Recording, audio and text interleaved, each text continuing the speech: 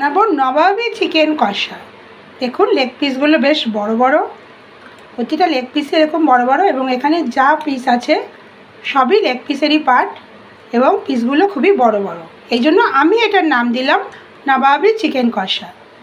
এখানে আমি দেবো পেঁয়াজ, আর এখানে নিয়েছি ছোট ছোট পেঁয়াজ। এগুলো কখন দিই অবশ্যই ভিডিওতে দেখাবো। এখানে থেতো করা রসুন, টমেটো, কাঁচা লঙ্কা আর আদা, এগুলো আমি এবার সব পেস্ট করে নেব। শুধু রাজা বাদশাদের হোক আর যাই হোক, মাংসে তো আলু দিতেই হবে, তাই আলুটা একটু ভালো করে ভেজে নিলাম। এবার এতে দেবো থেতো করা রসুন। আমি সবসময় রান্নাতে যদি রসুন দিই, রসুনটা আরও একটু এরকম করে ভেজে, যাতে রসুনের গন্ধটা বেশি না আসে। টেস্টটা পাওয়া যাবে কিন্তু গন্ধটা ওরকম না আসে। রসুনটা একটু লালচে করে ভেজে নিয়েছি। এবার দিয়ে দেবো পেঁয়াজ পেস্ট। পেঁয়াজ পেস্টটা একটু কষা হয়ে আসুক।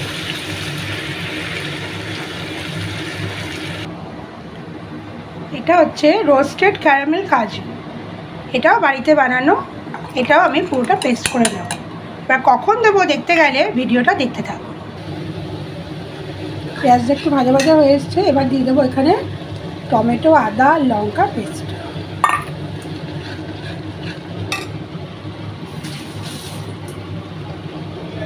এবার এখানে দিয়ে দেবো আন্দাজ মতো নুন। নুন আর হলুদটা তো কম্পালসারি সবজি, ওটা তো দিতেই হবে।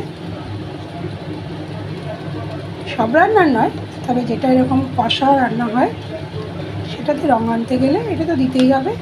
আর দেবো আমি কাশ্মীরি লঙ্কার গুঁড়ো, একটু রঙ আনার জন্য। এমনিতে লঙ্কার গুঁড়ো তো আমি ব্যবহার করি না, কাঁচা লঙ্কা দিয়েই রান্না করি। এই সব উপকরণ এবার এই মশলাটাকে আবার ভালো করে কষিয়ে নেব। মশলা থেকে তেল ছেড়ে এসছে, মানে মশলা কষানো হয়ে গেছে। এবার আমি এতে দেবো জল ঝরানো টক দই।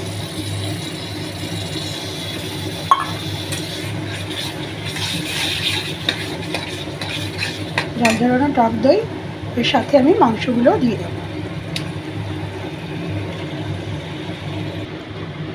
আলু আর মাংস কষিয়ে নিয়েছি একটু, তারপরে এখানে ওই মশলার জলটাই দিয়ে দেবো। মশলার জলটা দিয়ে তারপরে ঢাকা দিয়ে রেখে দেবো। সবই প্রায় সেদ্ধ হয়ে এসেছে। এবার এখানে দিয়ে দেবো ওই ছোটো পেঁয়াজগুলো, আর দিয়ে দিলাম কটা কাঁচা লঙ্কা। যদি খেতে বসে কারোর ঝাল কম লাগে তখন এই কাঁচা লঙ্কাটা মেখে নিতে পারবে। আর এর সাথেই দিয়ে দেবো ওই ক্যারামেল রোস্টেড কাজু বাটাটা।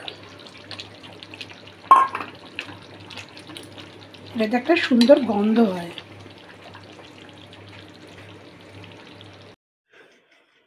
নবাবী চিকেন কষা। এবার একটু ঘি আর গরম মশলা দিয়ে দিলাম, দিয়ে একটু নাড়াচাড়া করে ঢাকা দিয়ে রেখে দেবো। ভাত, রুটি, আজকে আমরা ফ্রাইড রাইসের সাথে খাচ্ছি।